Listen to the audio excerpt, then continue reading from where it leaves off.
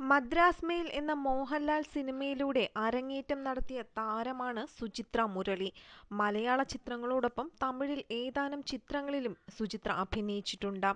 മലയാളത്തിന് പുറമെ നിരവധി അന്യഭാഷാ ചിത്രങ്ങളിലും താരം അഭിനയിച്ചിട്ടുണ്ട്. മലയാള സിനിമയിലെ ആദ്യകാലത്തെ മുൻനിര നായകന്മാരുടെയെല്ലാം നായികയായി അഭിനയിച്ചിട്ടുള്ള താരം ഇപ്പോൾ സിനിമയിൽ സജീവമല്ല. എങ്കിലും താരം സോഷ്യൽ മീഡിയയിൽ സജീവമാണ്. എന്റെ സ്നേഹം നിനക്കുമാത്രം, അങ്ങാടി, അമ്പലപ്രാവ്, ഊതിക്കാച്ചിയ പൊന്ന്, സ്വർണഗോപുരം, വൃത്തം, കുട്ടേട്ടൻ, ക്ഷണക്കത്ത്, അഭിമന്യു, ഹിറ്റ്ലർ, കാക്കക്കുയിൽ അങ്ങനെ നിരവധി സിനിമകളിൽ സുചിത്ര വേഷമിട്ടിട്ടുണ്ട്. എല്ലാം ഹിറ്റ് ചിത്രങ്ങൾ തന്നെയായിരുന്നു. വിവാഹശേഷം സിനിമാ മേഖലയിൽ നിന്ന് വിട്ടുനിൽക്കുകയായിരുന്നു സുചിത്ര. വിദേശത്ത് വ്യവസായിയായും മുരളിയാണ് സുചിത്രയുടെ ഭർത്താവ്.